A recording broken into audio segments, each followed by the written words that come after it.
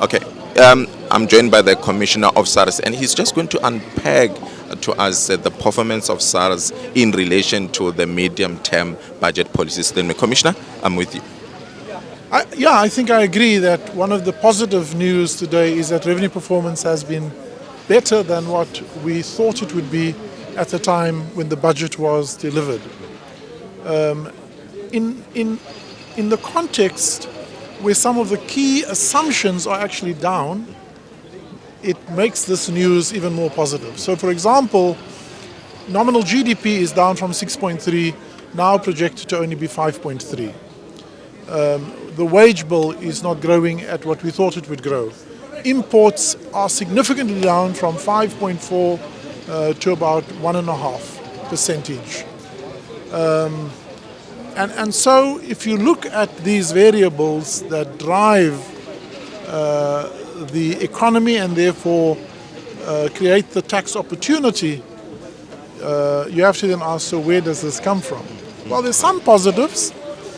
In the financial services sector, for example, we see better than expected provisional taxes paid.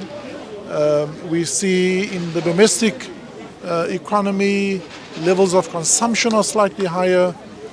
But that then is offset by import VAT. We see that whilst pay as you earn is up, overall taxes on income by individuals is down. So it's a bit of ups and downs.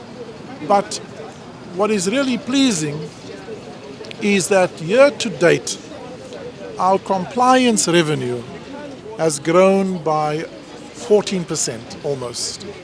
Now, it's not where we would like it to be.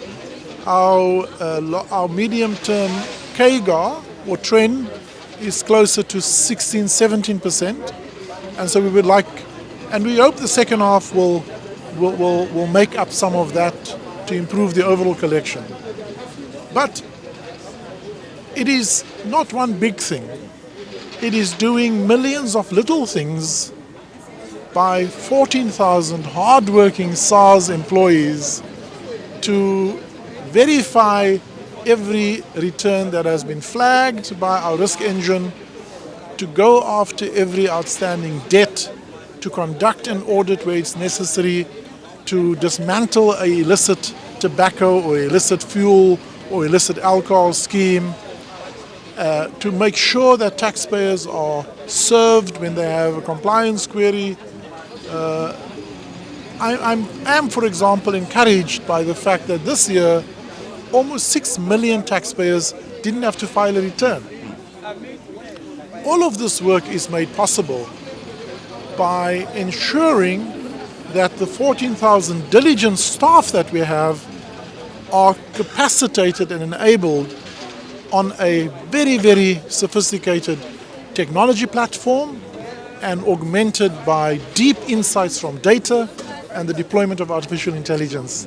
It is building a modern SARS that has created the opportunity for us to deliver the revenue results consistently, by the way, over the last 6 years that have helped the Minister minimize the impact on taxpayers by hiking taxes, while still continuing to provide the resources for government to pay social grants, to build schools, to employ doctors and other frontline services. Maybe let me come in there, Commissioner, on the issue of illicit trade. It's quite persistent, and we are seeing that what the Fiscal is actually losing, it seems to be growing on an annual basis. What's going on? What are the challenges that you are faced with there? You know, the illicit economy is enabled. Let's start there. Unlike if a single taxpayer fiddles with their taxes, maybe overstate their expenses, understate their income, it's still a crime, but that's a relatively easy crime. Whereas syndicated crime in the illicit economy, whether it is cross-border trade, trade-based money laundering, illicit financial flows, or a combination of these things, adulterating fuel, illicit production and sale of tobacco products. We have seen how this has just eroded not only fiscal integrity but also social integrity and health. I came across a research that says that in 1994, the size of the illicit economy was between 3 and 5% of the formal economy. Yeah. Today, the reports suggest that the size of the illicit economy is between 10 and 15%, right? Between 4 or 5 times what it was 30 years ago. If you then say our economy is about, let's round off the numbers, is about 8 trillion, it means 10% is 800 billion rand. 15% is 1.2 billion rand. That's what's lost. Now, not only does that mean it replaces the formal and licit production of tobacco and alcohol and fuel, but it also then makes available this illicit product at a lower cost because these operators do not pay the tax. And so we lose twice. A lot. And you know, some of the commentators says that just the illicit financial flows have grown from 50 billion to almost 100 billion in the last 10 years. That's the money that you're actually looking for. Speaking of that, I mean, during the media briefing earlier, you also mentioned that when you encountered some sort of lesson learned when you were trying to recover some of the debts, outstanding debts, where now you have to be capacitated. What are the challenges that you have experienced? Speaking of that, you know, when we come across a non-compliant taxpayer, they don't say to us, "We are so glad you found us. We've been waiting for you.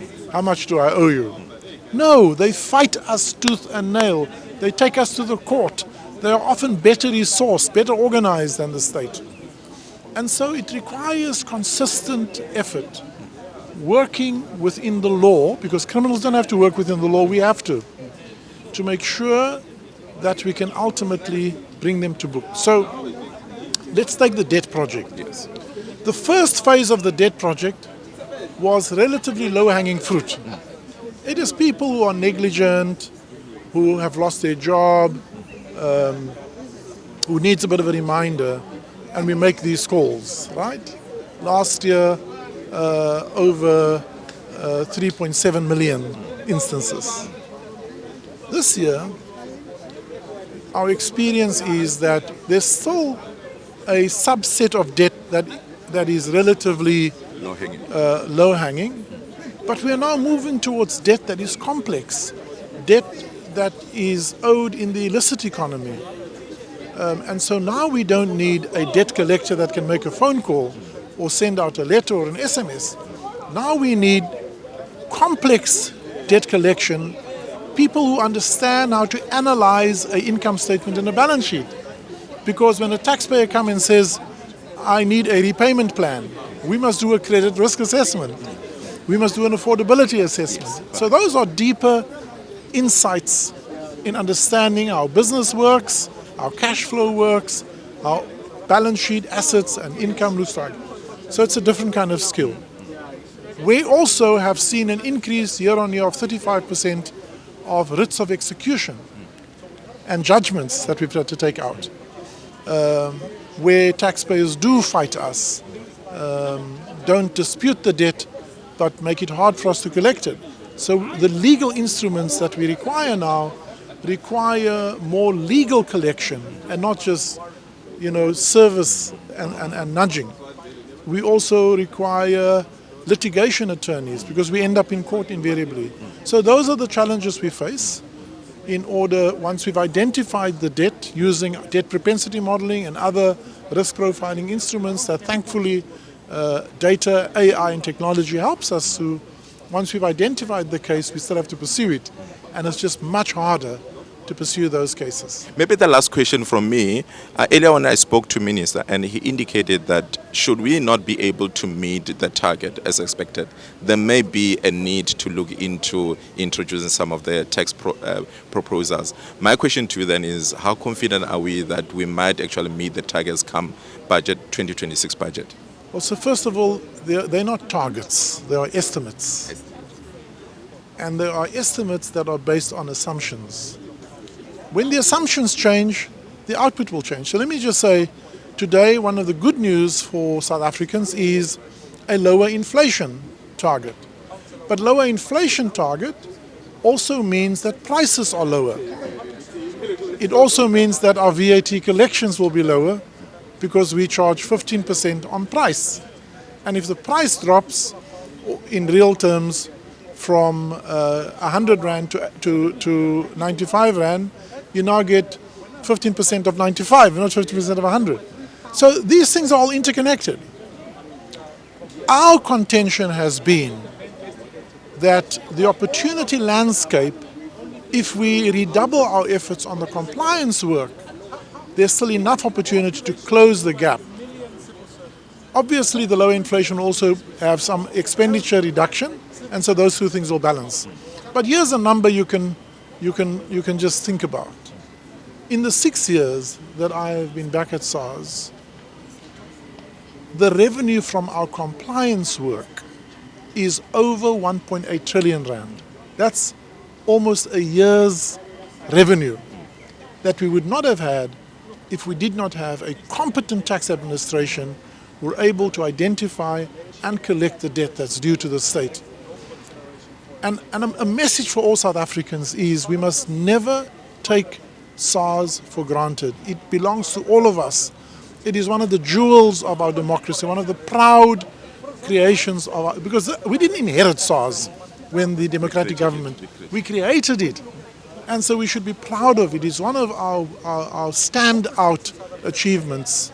And my message to South Africans is defend this institution with every bone in your body.